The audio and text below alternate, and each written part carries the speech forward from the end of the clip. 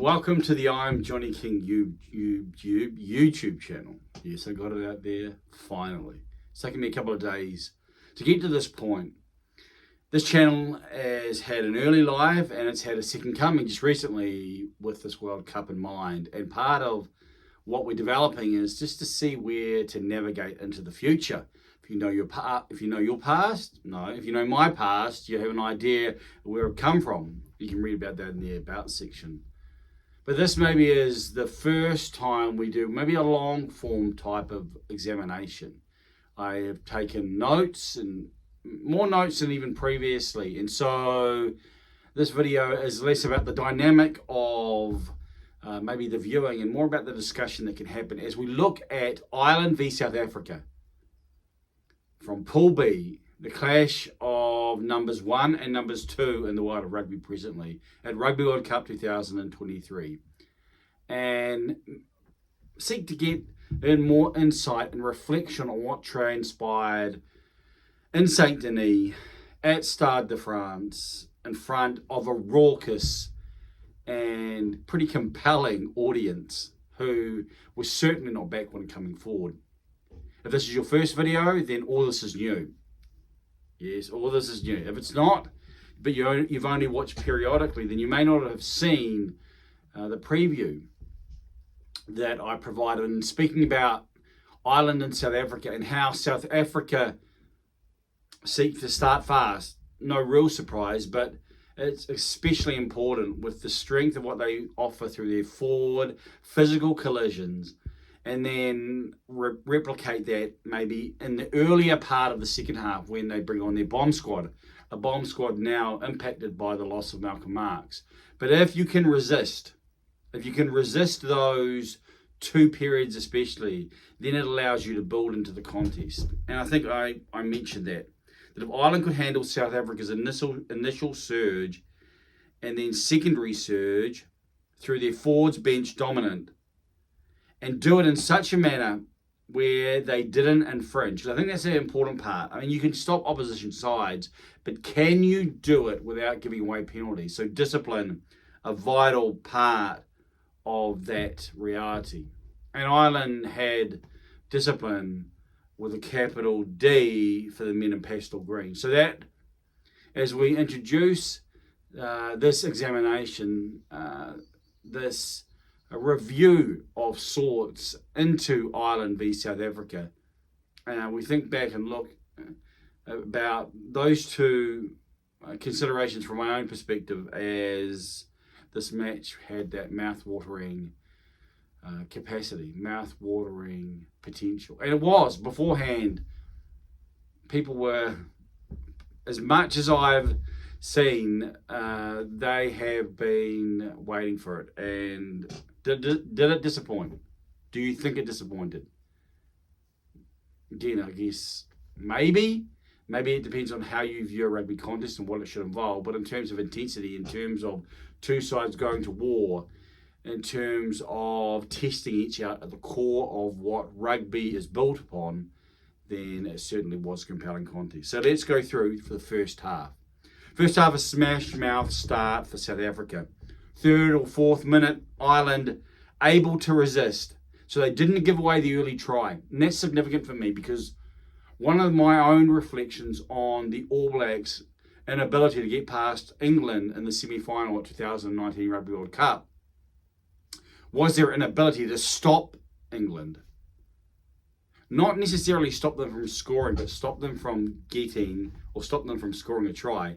Give away a penalty. My own reflection has been, if McCaw is there, McCaw kills that in such a way. It doesn't allow them, it doesn't give them the mental lift that says, we're on. We can do it. And that's so significant. These sides don't give away many tries. The top sides don't. It's one try either side here, the Saint Denis.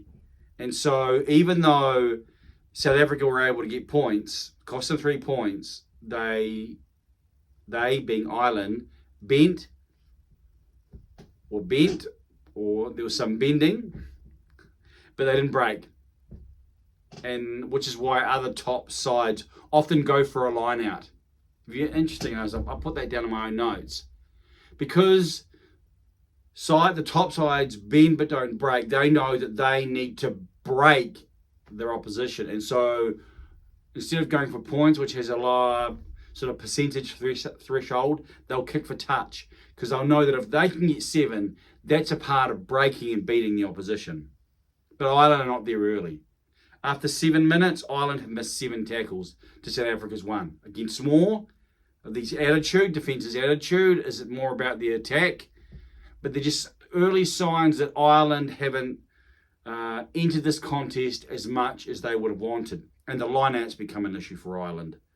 Another was lost in the 11th minute, which hobbles an attacking opportunity.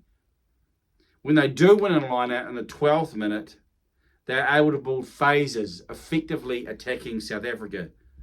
If you remember it, Gary Ringrose is able to get on the outside and then pass to Hugo Keenan. And Hugo Keenan gets pretty close, nearly scores out wide. So Ireland do show that if they can put it together, they're going to ask questions of the South African defence. After 15 minutes, either side has had one foray into the opposition, but only South Africa has come away with points. So either side has had a foray into the opposition 22, but it's only South Africa who have come away with points. It's a tight contest. It's not free-flowing in the sense of easy to pass, easy to break through, easy to make the game line. It's a full metal jacket, as I'm prone to say, contest. To underscore the fact that Ireland has more execution wobble. So as I mentioned, they're taking a while. After 21 minutes, Ireland have lost 5 lineouts to South Africa 0. So the lineout was an early issue for for Ireland, not for South Africa. For Ireland, it was an early issue. And it's such an ignition point, the lineout. In fact, modern rugby probably will say the lineout, what you can do from the lineout, with the defence is back, but especially what you're able to do, and you're able to build and maybe build into penalties. And so 5 lineouts lost by Ireland. I think they only lost 1 from that point. So you could say the first quarter, let's just say the first quarter for Ireland had some challenge. Now we know what happened at the end. We know what transpired. So that indicates to me that this is an Irish side that is not easily flustered.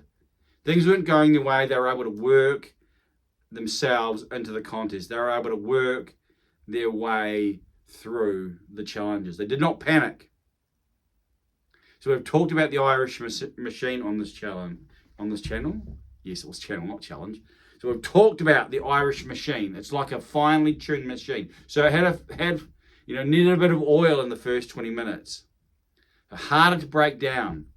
When it's a machine, when it's working, we're seeing the positive impact.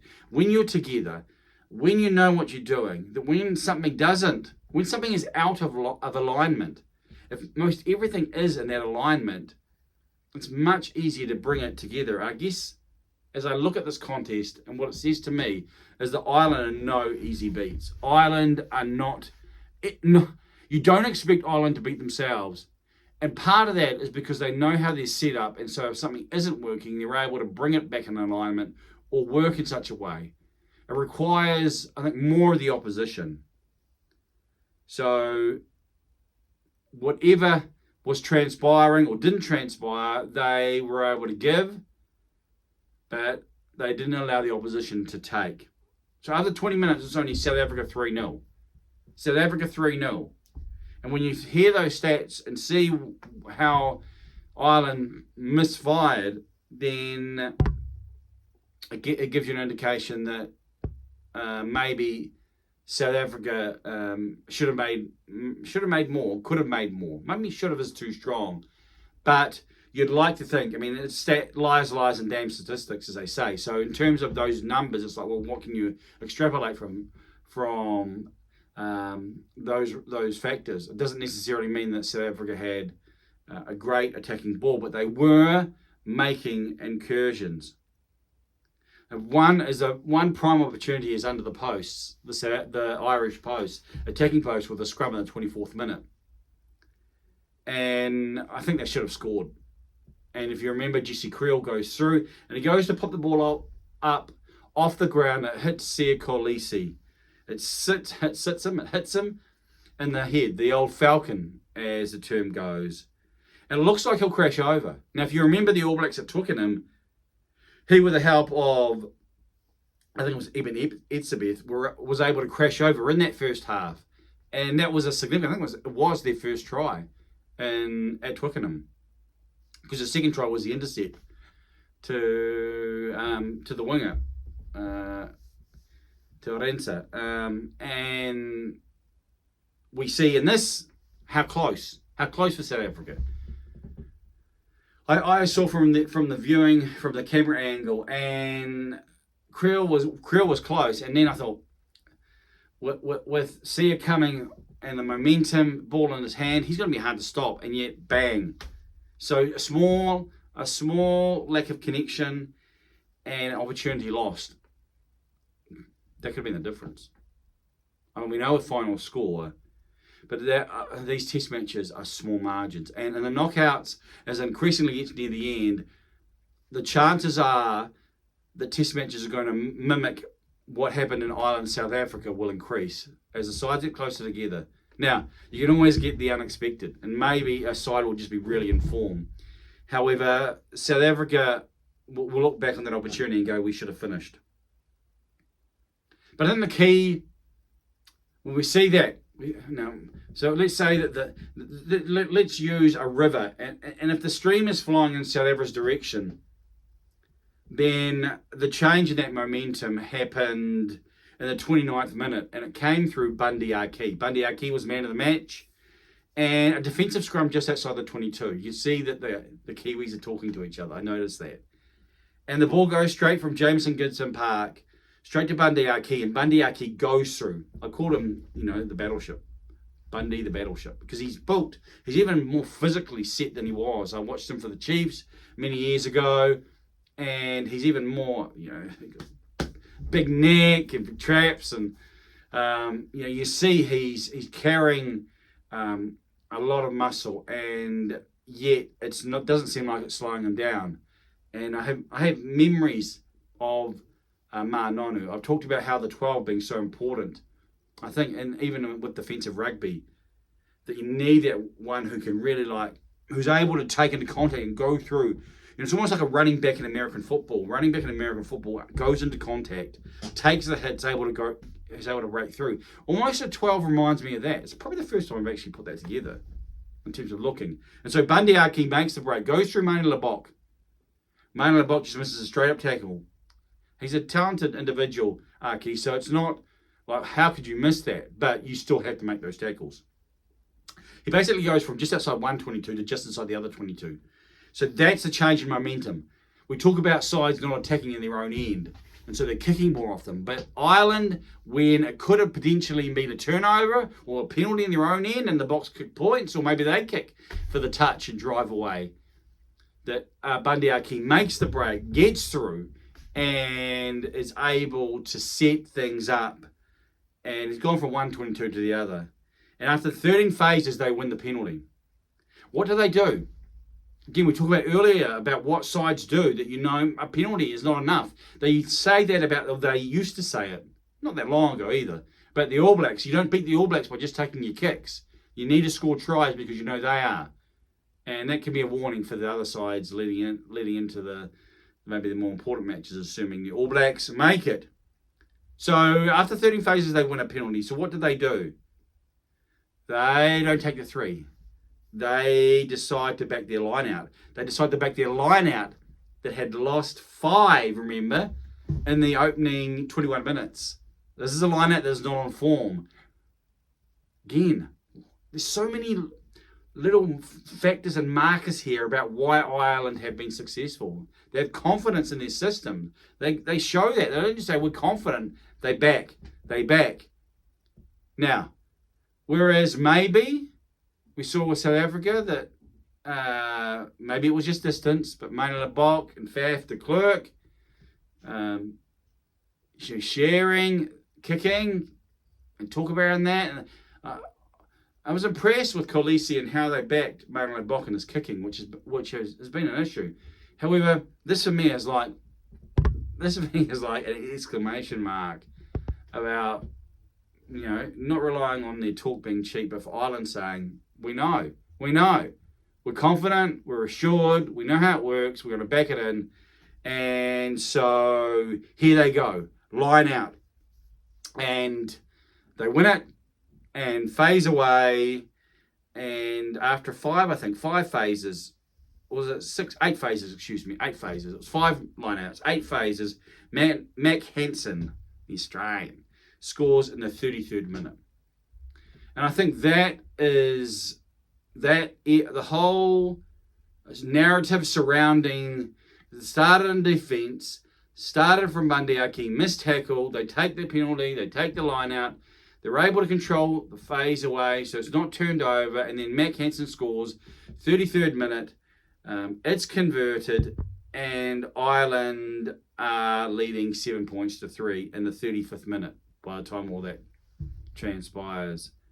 So half-time is 7 points to 3. They head into the half-time, and it's that try, that moment that began just outside their 22 through one person's missed tackle, and it leads to Ireland holding strong, taking a lead into the break. You could say, did it mimic what I indicated? They're able to not break in the first 20 minutes of the match, even though things weren't going their way, and they build into it, and they're leading at half-time. The stats. Let's look at some of the stats that they put up on my TV screen. Possession, 57% to 43% in favour of Ireland. Territory, 58% to 42% in favour of Ireland. So you say, man, what? Ireland? And I think that indicates what transpired and how the contest grew in the first half.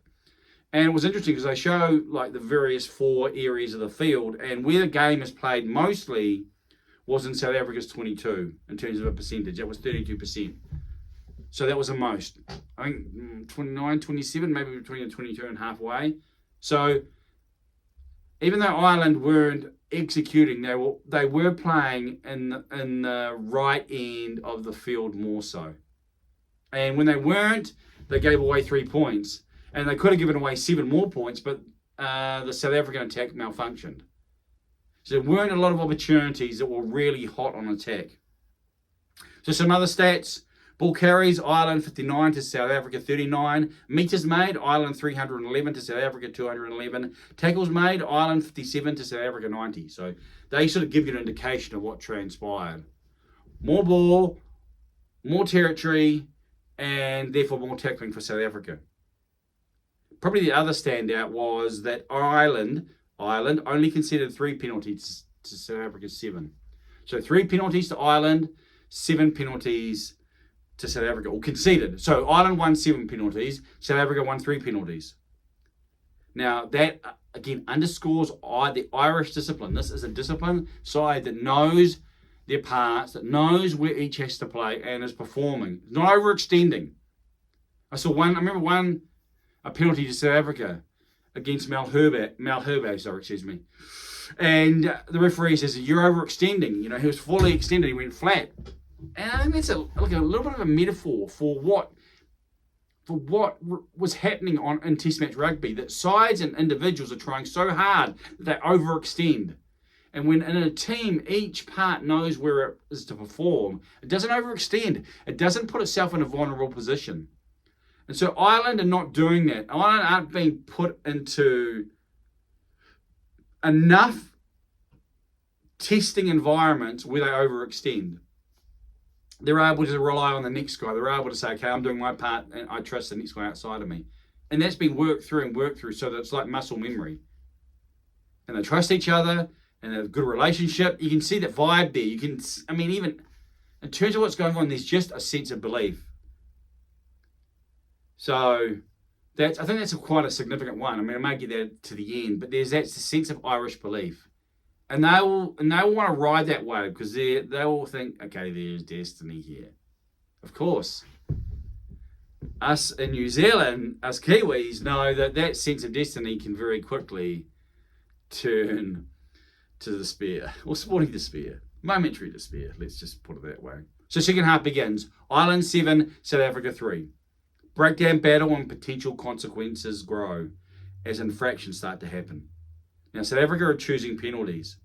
They decide to kick for post from far and from long. But these do not pay. And when they get close and had an easy three, what do? What do? A big South Africa scrum in the 48th minute. This is the ignition point. So getting back to when choosing penalties, South Africa decide to kick for post far and long, which does not pay. Now, again, maybe I want to go over that again to say, should they have done what Ireland had previously? Or is it, what's the contrast happening there? Thinking about that and learning from that. Other sides probably need to learn from Ireland. I read on too quickly in my notes, so I'm just sort of skating back if you're wondering, hey, where are we going here? So whereas South Africa had some penalties and they go from deep, Ireland were up close, right near the try line, and they went for the line out. So to South Africa, is this something that they'll need to do more? So, or when you have Andre Pollard in your lineup, are you confident and you're going to take those points? There's two ways to skin that cat. That's fascinating, isn't it? But South Africa, even though they miss opportunities, they're not going to go quietly. Now, this is where I was. A big South Africa scrum in the 48th minute, 48th minute scrum, it's the ignition point. That eventually leads to Colby's try in the 51st minute out wide. Involves a nice double round from Mane Lebok. Good skills with the man. In general play, good skills. One pass is viewed as being questionable. He doubles around and then throws a skip out pass to Cheslin Colby. Colby goes in. Depending on what side of the divide you're on, you'll say, well, it may have floated forward because that's how things work, but it wasn't thrown forward. The others will say, well, look, it's clearly thrown forward, TMO and O'Keefe are happy. And I think as a neutral, you're going, well, it could be, but it's got to be, I think, more than could be to really make those things definitive. Now, crucially, Lebok misses the conversion. It's from a pretty adjacent spot.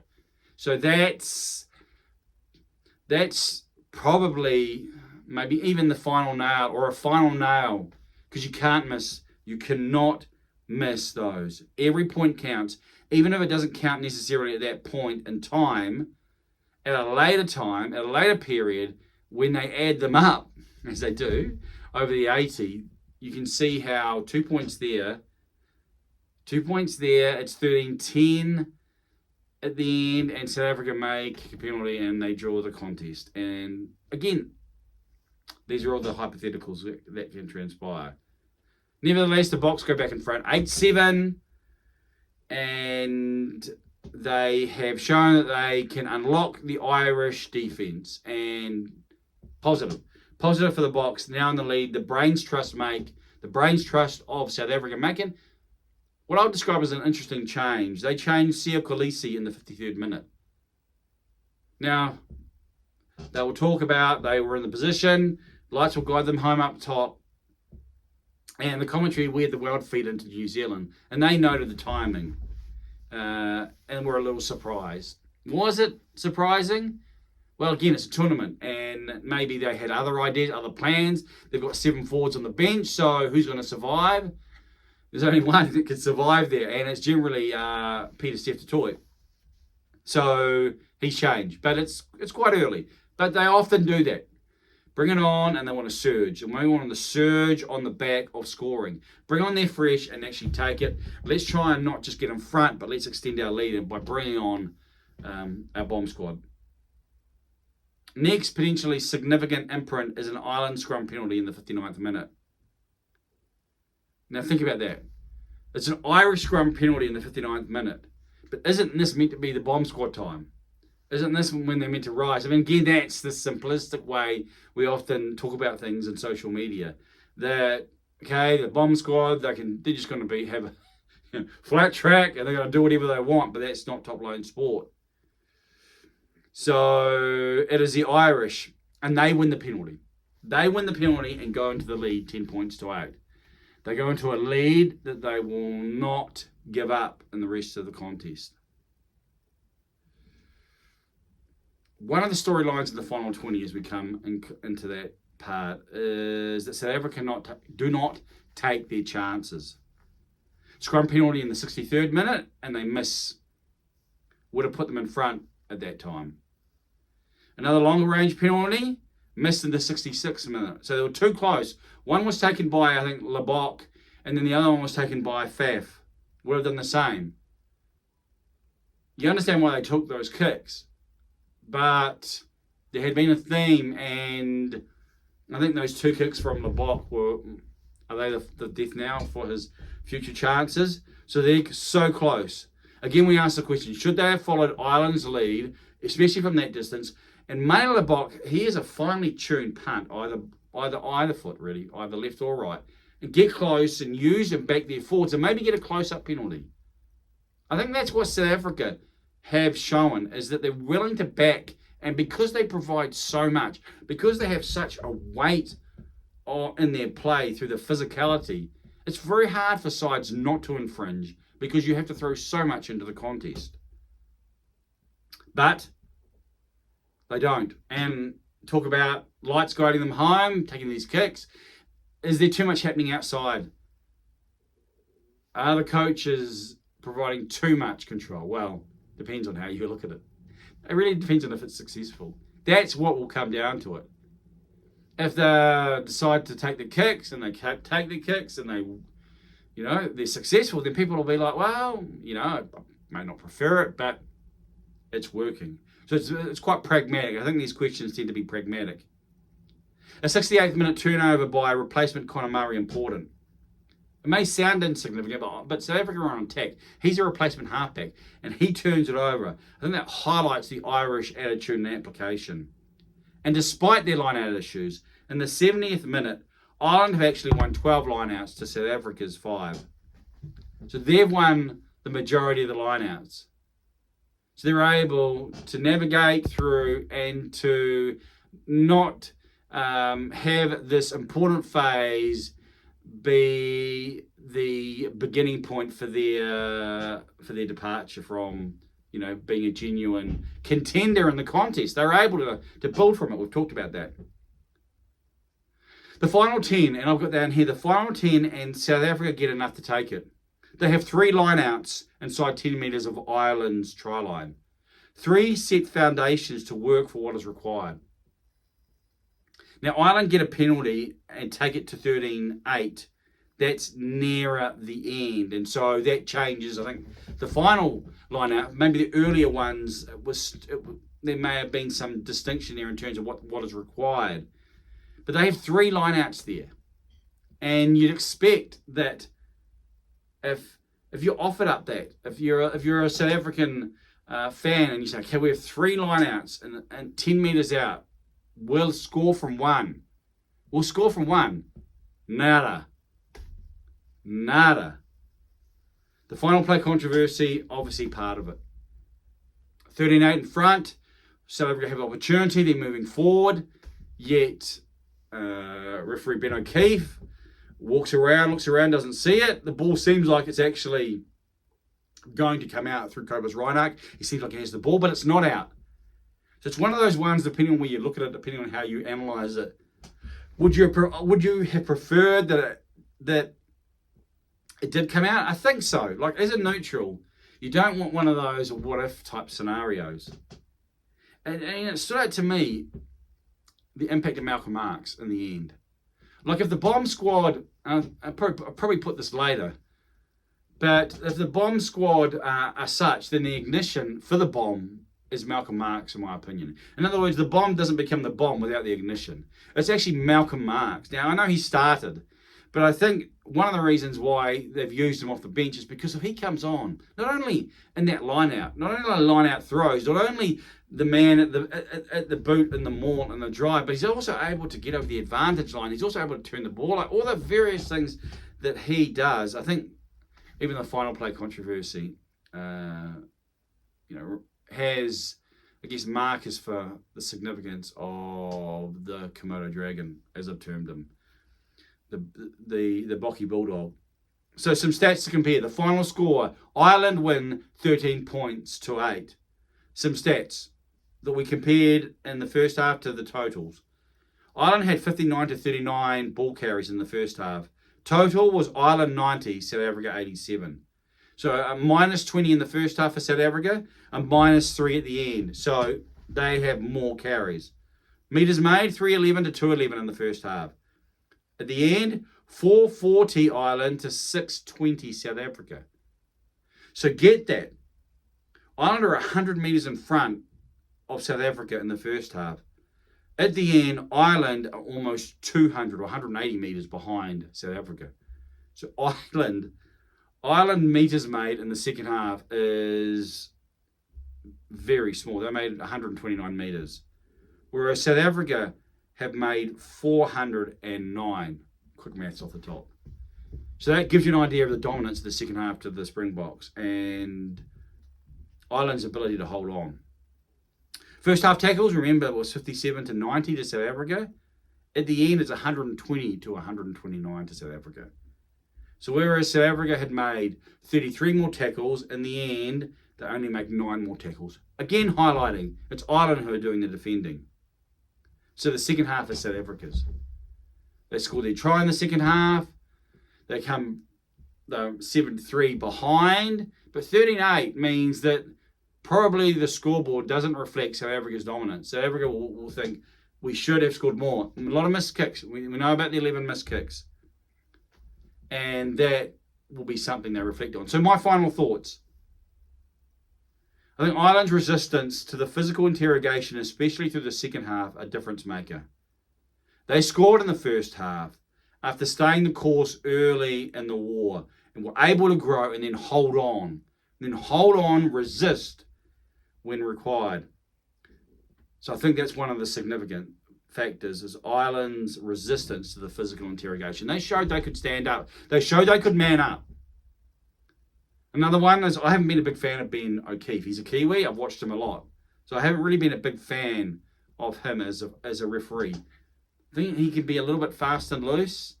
But because of the factors around him that require him to work within that larger team, I think that system in place highlights his maybe his rugby empathy. I think that's maybe what's bringing it out. He has an empathy, but maybe it's a little bit fast and loose, depending on a philosophy that wants to maybe reward certain sides, maybe the attacking sides. But in the Rugby World Cup, because he has this unit type or team type reality, that helps to negate or mitigate some of maybe his fast and loose. So I think he was clear and concise. I was impressed with the way he communicated. Even the players, you could see that they left from their interactions and were positive about it. So I think he certainly added to his reputation. We're going to talk about goal kicking, aren't we? Goal kicking, Ireland took all of their points off the tee. South Africa did not. That seems a pretty simple type of conclusion or simple type of issue. You got to take your kicks. It goes without saying, and especially in tight test matches where you don't expect in a semi-final, even a quarter-final or a final, one side to score 4 tries and the other side to score 1. Maybe that will happen, but you don't expect that. Those are different realities. You do expect that the side that wins will be the one who nailed their penalties. And if there's a discrepancy between those two, the side that has less kicks will be the side that loses. And South Africa have a big decision to do. Big decision at their pivot. What will they do? Do you back the all-round game and the time in the saddle, the recent time in the saddle of Mane Lebok, or is it the Handra Pollard? Big matches, you'd probably think they'd go the more conservative route, but we'll see. Warzone, total aggression. There was total aggression in this game, whether in the tackle portion or as it grew into the breakdown. It highlighted why these sides are 1 and 2. Because you can't be disconnected. You can't be disconnected in the pass. The person attacking can't be disconnected from those who are coming into the breakdown. The person who is there, the first individual undertaking in the clean out, the one who maybe is latching, the one who is getting there, the others who are providing support. There can't be degrees of separation. And both these sides, you can see the working parts are there. There's harmony between them, which means they can both seek to turn over the ball but also retain possession. Again, one of the reasons why they're leading nations. Their systems are effective and implementable. They're implementable. You're able to do them consistently, repeatedly, when under pressure. And that's what the sides who aren't quite there. And I think the All Blacks discipline recently has been one of their issues, and that's the challenge. They can get there. And will they have the time, but will they have the means when the opportunity arises? And the opportunity should arise, so we'll see. I put down here no marks and it's missed. We've talked about that, so maybe we won't go over that again. I read after the fact that Ireland's ruck speed was much slower, which I didn't read as a negative because I saw that they were able to execute even with that slow ruck speed. In other words, they haven't got a fatal flaw in their game that says if it's not fast, then we're sunk. So they're able to navigate and able to make it through. I think teams will continue to target Sexton. That's something that I guess stood out for me, and that heightens the importance of Bundy Archie. And also, potentially, teams may target Archie. They may say, well, if you're going to be the man who has to cover, we're going to force you to do things that you don't naturally do. We know you've got some size. We know you've probably got a good engine. However, can your engine last if we require something of you in the first minute and the 75th minute? So, interesting to see how that dynamic goes with teams as they look to target come knockout time. One thing that did hit me was I didn't think we saw enough of the South African wings. They aren't necessarily used on the back of a chain, but they come in, they're involved. I think Curtly Arendse, we saw one of him. I think it was in the second half, just his foot movement. I don't think we saw enough of them in play.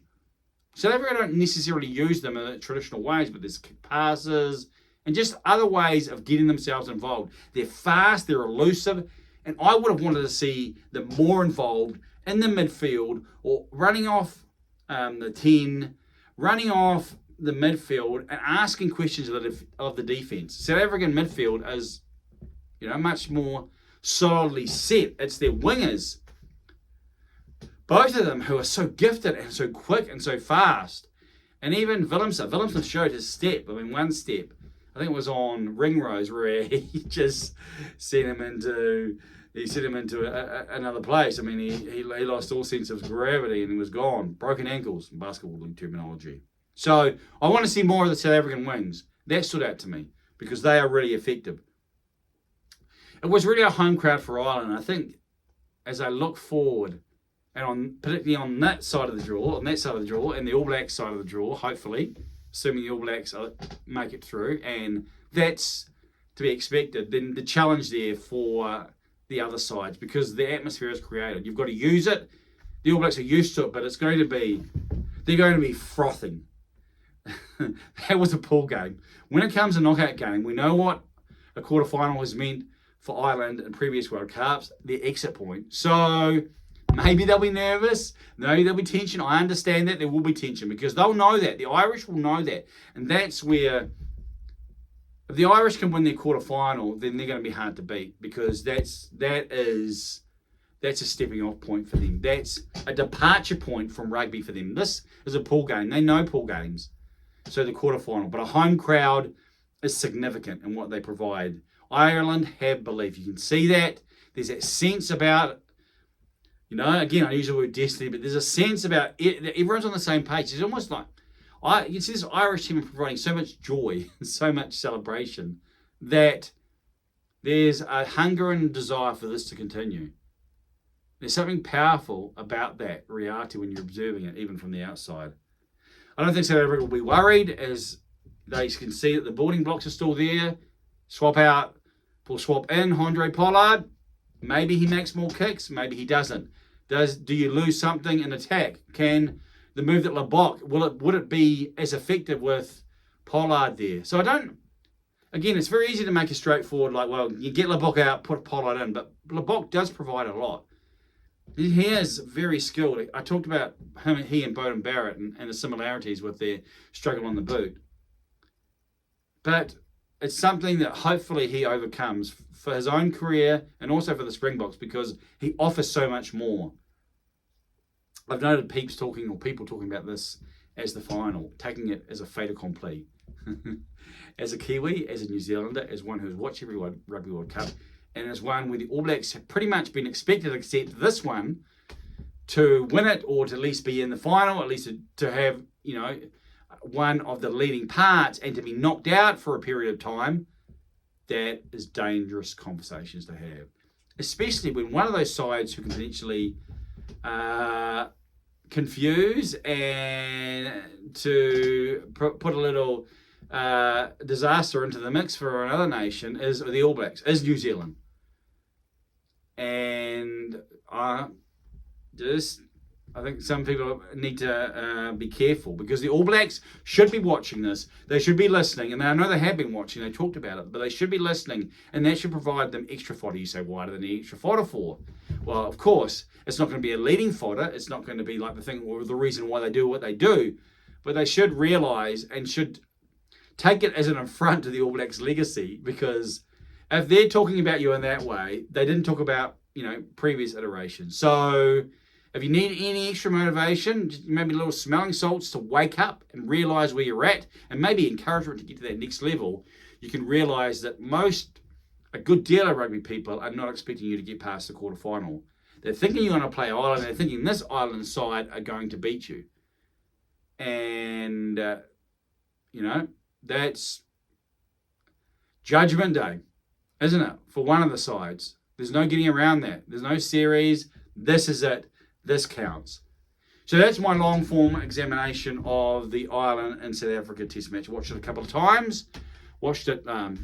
I'm just thinking, did I watch it live? Yes, I did watch it live. I watched it, and then I watched it again on replay. And yeah, it was one that was compelling. It was a compelling contest because it was tight. It was intense. Both sides were giving their all, and you could see that. And as I took notes, I took notes. If you're wondering, okay, that's because I'm thinking, did I really watch it? Yes, I took notes the first time. I took notes the second time. So different sets of notes, and it stood out to me. Various factors about it. Things stood out even more the second time. Things both positively for Ireland, how Ireland really are that machine. I think that was underscored to me, both in the way that they were able to hold it together, but then also exert themselves. Their belief in the Irish team, and just the togetherness of all of Ireland behind the emerald green. And South Africa still, I think Khaleesi talked afterwards, not being too worried. The way he talked indicated he was not too worried. They've still got what they need. They know that, and they've got to execute it in real time. So that's my long form examination.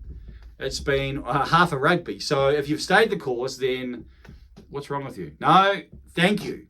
Thank you for staying the course. Feel free to give any feedback. I'm not sure whether I'll do this again. I enjoy this type of engagement. If you know my work on Twitter or on blogging sites or on X as it is now at a large break, then long-windedness tends to be one of my facets. And so I don't want to offer that in all ways and phases and times and videos. However, maybe there is a time and a place where we can slow down, sit with something for a bit longer and talk about what transpired. And I think if anything in this Rugby World Cup so far that deserves that, then it's Ireland v South Africa, which has been the contest of Rugby World Cup 2023 to date. And one that hopefully is a precursor to what will transpire once we hit knockout time, and it really counts. Because I think this Rugby World Cup has been extended. It has felt a bit like it's slow. I'd like to have seen more contests. I think it encourages me to consider how we do the Rugby World Cup.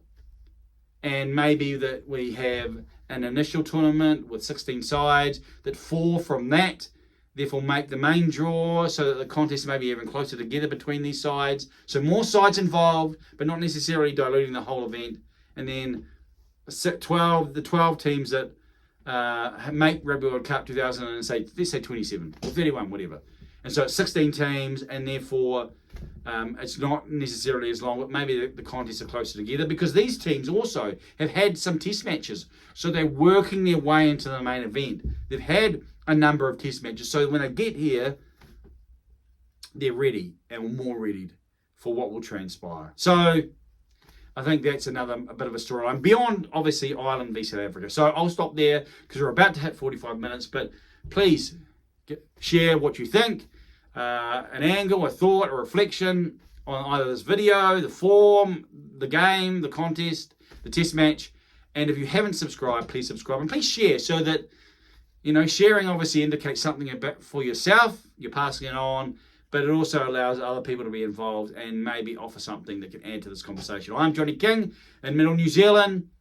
I trust wherever you're watching this from that your day will be full of plenty of flourishing. I'm going to move forward and stop this video because my little clicker now has lost its signal. So what say you? I am Johnny King.